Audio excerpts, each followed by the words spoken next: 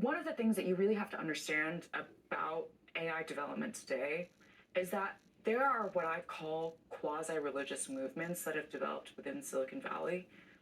The concept of artificial general intelligence is not one that's scientifically grounded.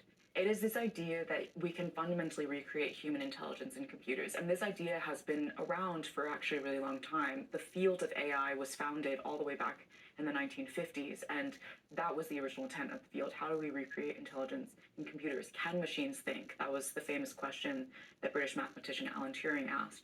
But we, to this day, do not have scientific consensus around even what human intelligence is.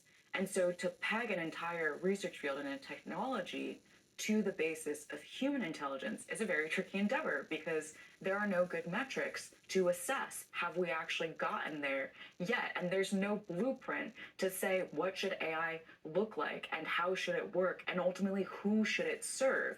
And so when OpenAI took up this mission of artificial general intelligence, they were able to essentially shape and mold what they wanted this technology to be based on what is most convenient for them. But when they identified it, it was at a time when scientists really looked down on this term, even AGI. And so they absorbed just a small group of self-identified AGI believers. This is why I call it quasi-religious. Because there's no scientific evidence that we can actually develop AGI, the people who are strongly have this strong conviction that they will do it and that it's going to happen soon, it is just purely based on belief. And they talk about it as a belief too. But there are two factions within this belief system of the AGI religion. There are people who think AGI is going to bring us to utopia, and there are people who think AGI is going to destroy all of humanity. Both of them believe that it is possible, it's coming soon, and therefore they conclude that they need to be the ones to control the technology and not democratize it. And this is ultimately what leads to your question of what happened when Sam Altman was fired and rehired. Through the history of OpenAI, there's been a lot of clashing between the boomers and doomers about who should actually... The boomers and doomers. The boomers and the doomers. Those that say it'll bring us the apocalypse. To utopia, boomers, and those that say it'll destroy humanity, the doomers. And they have clashed relentlessly and aggressively about how quickly to build the technology, how quickly to release the technology. And ultimately, Altman is one that he is really good at saying to people what they need to hear. And he will say different things to different people if he thinks they need to hear different things. So when I asked boomers, is Altman a boomer? They said, yes. When I asked doomers, is Altman a doomer? They said, yes. And I want to take this up until today to, in January, the Trump administration announcing the Stargate project, a $500 billion project to boost AI infrastructure in the United States. This is OpenAI's Sam Altman speaking alongside President Trump. I think this will be the most important project of this era. And as Masa said, for AGI to get built here, to create hundreds of thousands of jobs, to create a new industry centered here. We wouldn't be able to do this without you, Mr. President. He also there referred to AGI, artificial general intelligence. Explain what happened here and what this is, and has it actually happened? So Altman, before Trump was elected, he already was sensing through observation that it was possible that the administration would shift and that he would need to start politicking quite heavily to ingratiate himself to a new administration. Altman is very strategic. He was under a lot of pressure at the time as well because his original co-founder, Elon Musk, now has great beef with him.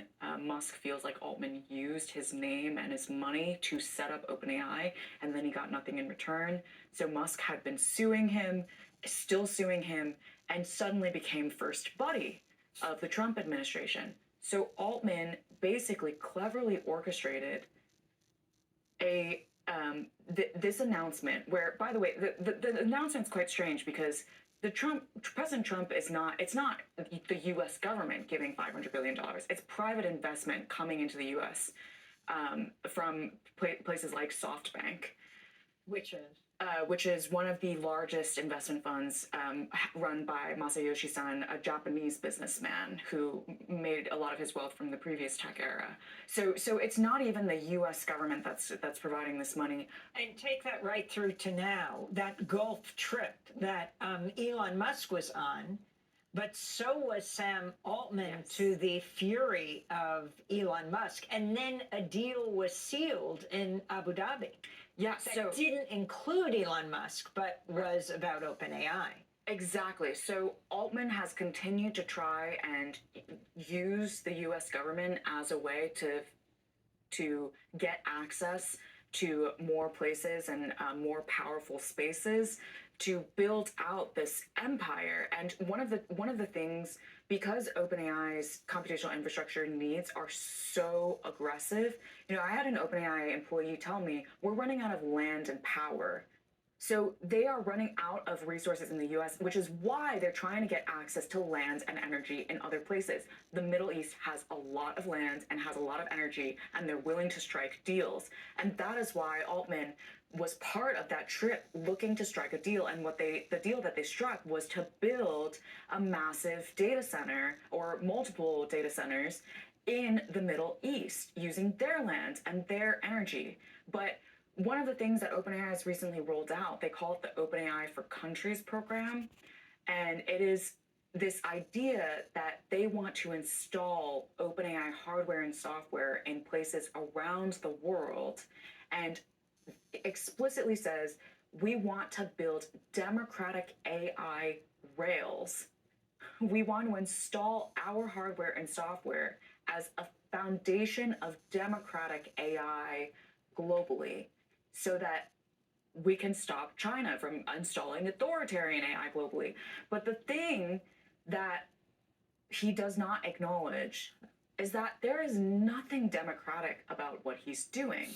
The Atlantic executive editor says we need to call these companies for what they are. They are techno authoritarians. They do not ask the public for any perspective on how they develop the technology, what data they train the technology on, where they develop these data centers. In fact, these data centers are often developed in the cover of night under shell companies. Like Meta recently entered New Mexico under the shell company named Greater Kudu LLC. Greater Kudu? Greater Kudu LLC. And once the deal was actually closed and the residents couldn't do anything about it anymore, that's when it was revealed, surprise, we're Meta, and you're going to get a data center that drinks all of your fresh water. And then there was this whole controversy in Memphis around a data center. Yes. So that is the data center that Elon Musk is building. So meanwhile, Musk is saying Altman is terrible. Everyone should use my AI. And of course, his AI is also being developed using the same environmental and public health costs. So he built this massive supercomputer called Colossus in Memphis, Tennessee, that's training Grok, the chatbot that people can access through X. And that is being powered by around 35 unlicensed methane gas turbines that are pumping thousands of tons of toxic air pollutants into the greater Memphis community. And that community has long suffered a lack of access to clean air, a fundamental human right. So, a conversation in a minute with Karen Howe, author of the new book, Empire of AI, Dreams and Nightmares in Sam Altman's Open AI. Stay